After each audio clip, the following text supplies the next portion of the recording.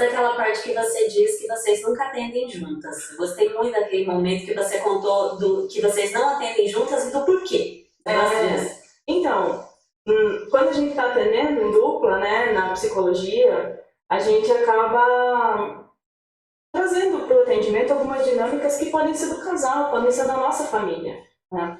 E a gente evita atender em conjunto, eu e ela, para que a gente não fique reproduzindo a nossa dinâmica materna. Nós temos um filhinho também de 2 anos e meio, né? Então, para a gente não reproduzir essa dinâmica com os nossos praticantes, porque existe o papel de pai, existe o papel de mãe, né? E existe o papel do terapeuta, que é o papel que a gente está ali.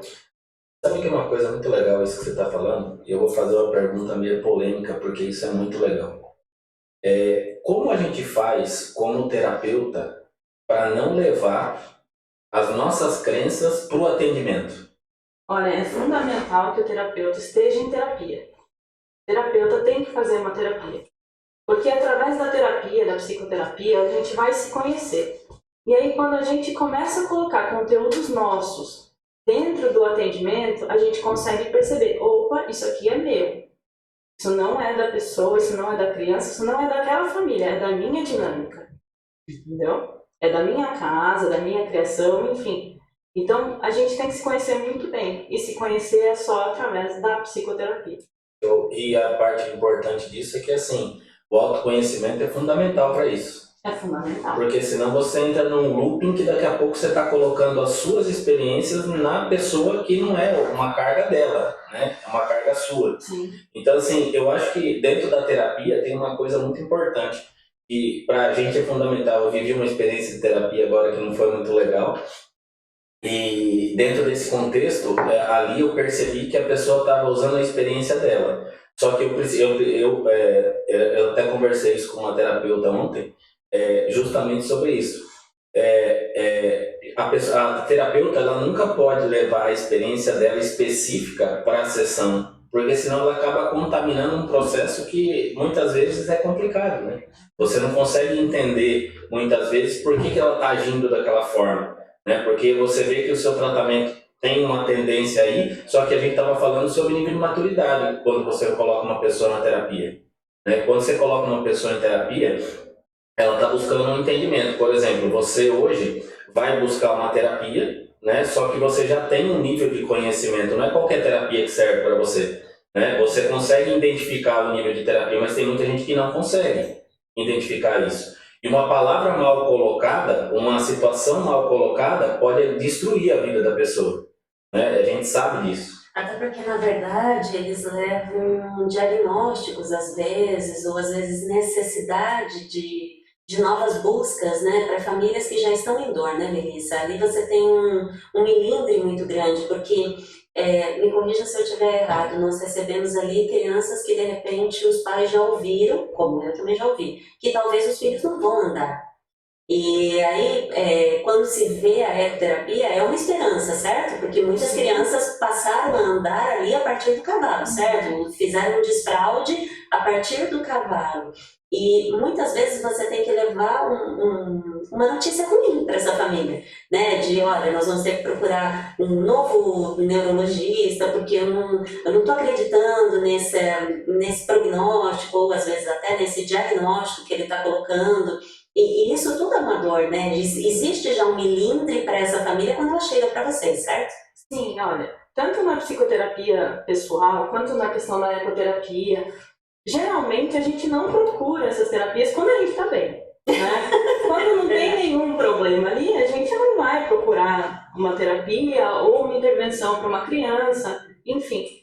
Então a gente sempre recebe com muito cuidado, porque ali já vem uma história, e muitas vezes uma história complicada, né? Uma história em que houve um prognóstico muito ruim, uma história em que você tem uma desconexão ali entre o que as pessoas esperavam, né, da criança. Acho que quase sempre, né? Existe até um luto, né? Daquilo que a mãe sonhou, que enquanto a criança estava na barriga ali, daquilo que ela sonhou e aquilo que nasceu, né? Sempre tem esse luto, né? Então, e muitas vezes uma pergunta, uma palavra mal colocada, você retraumatiza aquela pessoa. Você leva ela para um lugar onde ela estava desprotegida, onde ela estava desfragilizada, por que não lutando, né, com esse luto, enfim, com todos esses sentimentos que foram muito complicados e que, por às vezes, a pessoa não está no processo de terapia. Como eu falei para você, a gente não procura terapia se está tudo bem. Então, muita gente, ninguém fala, eu vou engravidar, vou entrar em terapia, olha que legal. Não, entendeu? Você engravida e espera que tudo... Também passa, né, a mão na barriga e fala assim, nossa, tomara que nasça com autismo, que tenha dificuldade na fala, meu Deus, como eu queria que demorasse para andar. A gente não sonha com essas coisas, né? E elas acontecem pra gente um susto, né, Melissa? Pra mim, pelo menos, foi assim um momento que me pegou e passou uma poda nas minhas pernas. Era como se eu já não pudesse mais andar com a minha força. Eu tinha que criar uma nova força. Quando nasceu João? Nasceu João, background congênito, um neurologista nos disse que se ele fosse andar, né, esse se, veja bem como você fala sobre a palavra, às vezes é só uma conjunçãozinha, né? Se ele for andar, ele vai demorar um bom tempo. Um bom tempo para o meu ouvido era nunca. E o se já era não vai andar, porque eu já estava em dor. Sim, sim. E eu acho que você recebe muito disso, né? De chegarem ali, porque às vezes os neurologistas e os psiquiatras, eles não têm esse cuidado que vocês costumam ter. Sim, é uma questão até de formação médica, eu acredito, Paula. Eu não sei como está hoje, mas contemporâneos à minha primeira faculdade, alguns colegas que fizeram medicina, eles tinham muito pouco disso na formação, né? Essa questão da humanização do atendimento e tudo isso. Então, muitas vezes o médico ele está muito técnico, né? Ele sabe o diagnóstico, ele sabe fazer tudo, mas na hora de passar isso para a família, que na verdade é o fio condutor, é a base daquela criança, todos nós que estamos envolvidos, toda a equipe médica, todos os terapeutas, nós somos satélites dessa criança, né? O plano dela é a família. É a família que está ali com ela. Então, a nossa comunicação, o nosso acolhimento com a família tem que ser muito bem pensado, tem que ser muito bem feito. Se você tivesse que dar uma orientação hoje, porque eu acho que isso é fundamental, a gente estava conversando sobre isso e eu estava falando para você, né? A importância da informação que as pessoas não têm. Hoje, a gente vive num mundo onde as pessoas, de uma forma bem clara, elas trabalham demais, elas olham para outras coisas, a gente precisa colocar comida dentro de casa. E na maior parte das famílias, a linguagem de amor delas é colocar comida dentro de casa, certo? Como que você, se você pudesse orientar essas famílias, porque assim, na maior parte das vezes isso acontece na escola, acontece na ecoterapia, acontece em todo tipo de discernimento que as pessoas têm relacionado a como que eu vou educar meus filhos, né? E normalmente elas transferem essa responsabilidade. É muito mais fácil eu colocar a responsabilidade em outra pessoa, né? Mas isso tem a ver com as crenças que elas carregam, com aquilo que foi também feito com elas, né? Em casa, por exemplo, a gente fez um trabalho onde a Paula cuida das crianças especificamente sobre essa responsabilidade e tal, e eu estou trabalhando, na maior parte das vezes, para colocar esse dinheiro dentro de casa. Se você tivesse que dar uma orientação hoje para essas famílias, como que você enxerga esse ponto de vista? Olha, vou dar a minha opinião enquanto profissional, enquanto mãe, enquanto, né, quem está à frente também de uma empresa, e como vocês, como muitos pais, trabalham muito mais que deveriam. Né? Então, assim, e essa orientação que eu vou dar, na verdade, não é uma orientação, é uma visão. Eu ouvi num programa de rádio de um economista, então vou contar um pouquinho da história. Era uma entrevista sobre a economia 4.0 e quais postos de trabalho vão ser mantidos, quais vão sumir, enfim. E aí, esse economista, que era especialista em economista e mercado de trabalho, foi questionado pelo radialista, que perguntou o seguinte: eu tenho um filho de 10 anos. Que curso que eu escolho para o meu filho, pensando na carreira que vai surgir daqui a tantos anos e tal? Aí o economista falou assim: olha, quando você era criança e tinha 10 anos, o seu pai estava te criando para o mundo em que ele vivia. Acontece que o mundo que seu pai vivia acabou. Não existe mais. E o mundo que a gente vive hoje, provavelmente daqui a 20, 30 anos, já acabou também. É outro mundo. Hoje a gente está muito rápido. Não tem como você prever as mudanças. Então, O que eu vou dizer para você é que o melhor que você pode fazer para o seu filho é estar com ele hoje. Esteja com ele verdadeiramente. Desliga o celular. Você tem 10 minutos, você tem 15 minutos, esteja com ele. Porque através dessa conexão, ele vai construir conexões produtivas em relação à segurança, à autoestima, ao caráter. E tudo isso vai fundamentar, é a base que seu filho vai ter para lá na frente ele poder ler o mundo melhor que você. Porque o mundo vai ser dele, não nosso. O nosso mundo está fadado a sumir com o tempo. Isso vale para o mercado de trabalho, mas vale também para todo o resto, né? O que a gente pode fazer pelos nossos filhos no pouco tempo que a gente tem, na sobrecarga que a gente tem, e não é fácil, é difícil, é estar com ele, verdadeiramente. E estar com uma criança verdadeiramente implica, muitas vezes, na gente se conectar com a criança que a gente foi. Sim. E a criança que a gente foi, muitas vezes, tem também as questões dela, né? Tem as questões, o relacionamento que a gente tinha com os nossos pais, com nossos irmãos, com nossos colegas e tudo. Isso aparece no relacionamento que a gente tem com os nossos filhos. Porque a gente faz um resgate muito grande da própria infância, quando está brincando com uma criança. Né? A gente brinca com uma criança com as brincadeiras que a gente brincava quando era criança. Então, né? Se você, por exemplo, eu tenho muita facilidade em jogar videogame com meu filho, porque eu era uma criança de apartamento, né? Enfim, tem essa questão e tem a questão dos cavalos, tem a questão do sítio, que é onde eu me conecto e onde ele está se conectando muito bem também. Tem as suas memórias, né? Tem as nossas memórias afetivas, exatamente. E aí fazer esse resgate com os nossos filhos é também difícil.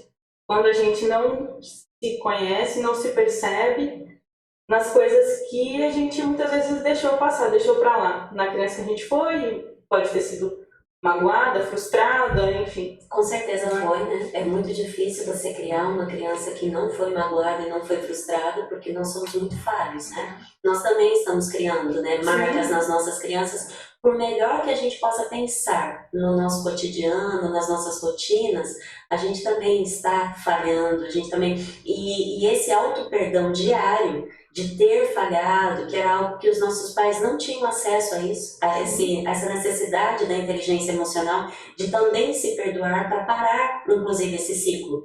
Porque enquanto a gente não entende as nossas falhas, a gente não para de cometê-las. E a gente precisa, né, aceitar essas falhas, aceitar essas marcas que a gente está construindo. Elissa, você acredita na importância, então, da gente pensar numa família funcional? É uma família que pensa na inteligência emocional? Sim, é uma família funcional, é uma família que pensa, assim, na inteligência emocional, na saúde mental, né? Não é só a questão da saúde física, a saúde mental é muito importante, que passa pela inteligência emocional, pelo autoconhecimento, tudo isso é saúde mental, né? E uma coisa que você disse muito bacana, Paulo, das nossas falhas e tudo, elas sempre vão acontecer. Sim. Né? E buscar a perfeição também é uma falha. É grande. Eu posso garantir. Isso é um assunto legal até para o Fernando falar hoje, que você vai fazer uma live hoje, vai? Hoje é minha live. Olha, o Guto lembrando a agenda do Fernando, mas quem diria, hein? Eu estou ficando bom nisso, mas eu ficando muito tirando a história, a brincadeira agora, Fernando vai fazer uma live hoje bem importante sobre Enneagrama. Você já estudou Enneagrama? A Paula estava me contando um pouquinho, eu não conheço. Pois é. É um negócio muito legal que ele trata a criança ferida que existe dentro da gente. Fala um pouquinho disso aí. Fala um pouquinho disso aí. Conta isso aí pra mim. Na verdade, o Enneagrama ele nos ajuda a identificar o nosso perfil de personalidade. Entende que essa personalidade que nós carregamos hoje, ela foi criada a partir de um mecanismo de defesa de cada criança. Cada criança cria um mecanismo de defesa para lidar com as suas frustrações, principalmente da primeira infância. Então, alguns se sentiram, de repente, desconsiderados, outros se sentiram não amados, outros se sentiram agredidos e tal. E por conta disso, criam mecanismos de defesa que acabam... Para suportar, cria uma interpretação que ajuda ela a suportar aquele momento, mas também mecanismos que ajudam a evitar que esse tipo de frustração ela ocorra novamente.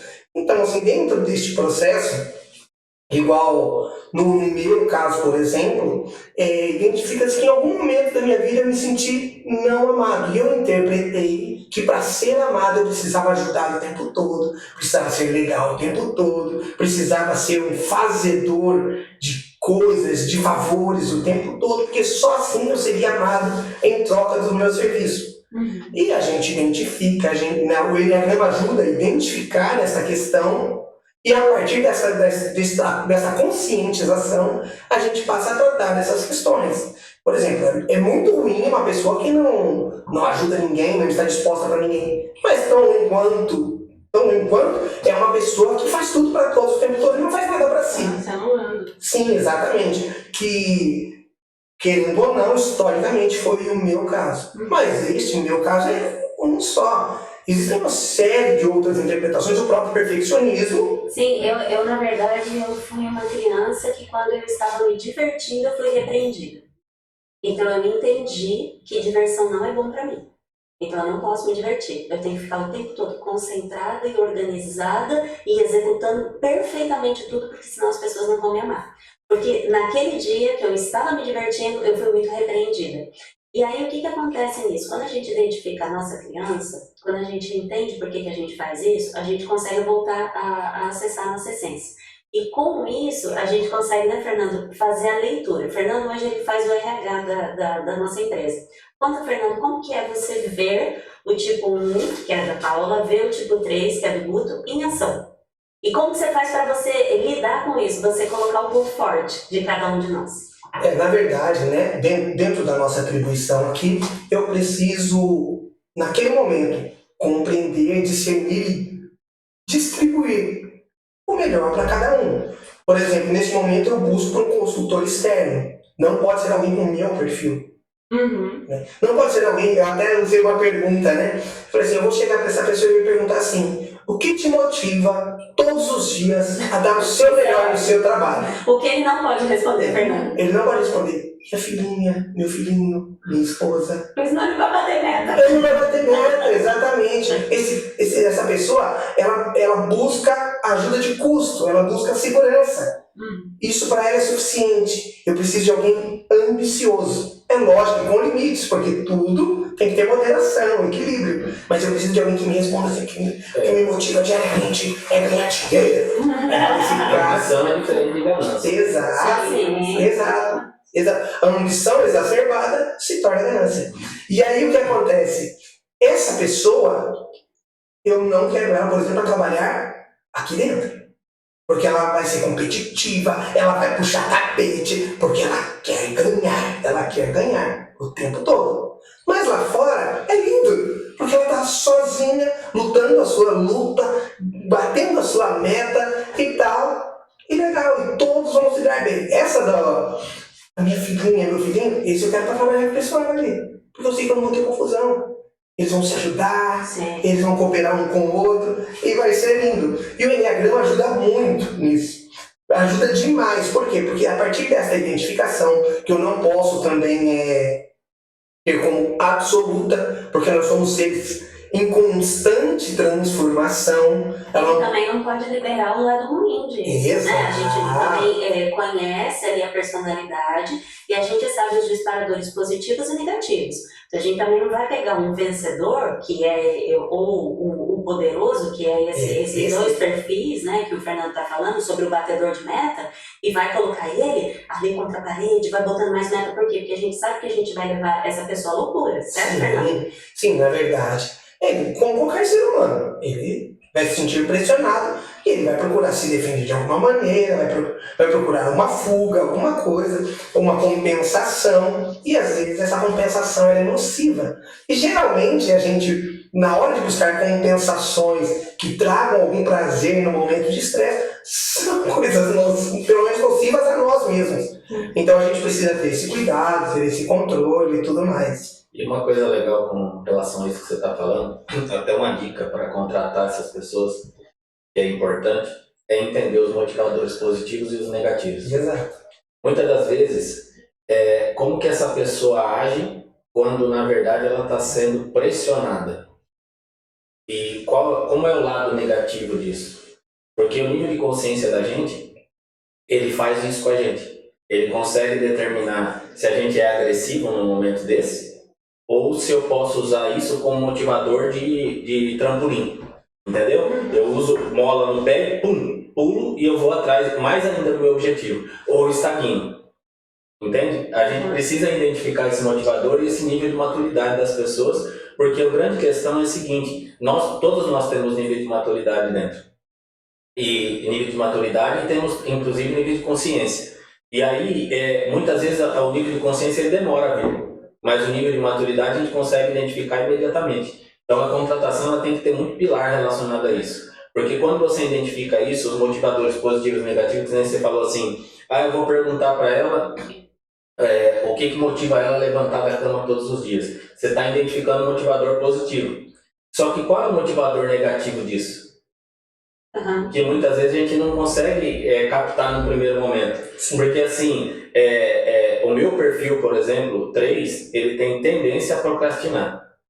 Tendência a procrastinar. Se eu não tiver um nível de consciência elevado, naturalmente, quando eu tenho alguma dificuldade, eu vou para a procrastinação. É mais fácil. Entende? Se eu tenho um nível de consciência uma maturidade um pouco mais elevada, o que eu faço com esse nível de consciência? Eu posso não fazer o 100%, eu vou fazer 50%, mas eu não posso parar, porque se eu parar, eu vou procrastinar. Sim. Eu até tive um treinamento agora recentemente sobre mini hábitos, né? Então é muito legal isso, porque você pega o hábito e divide ele, mas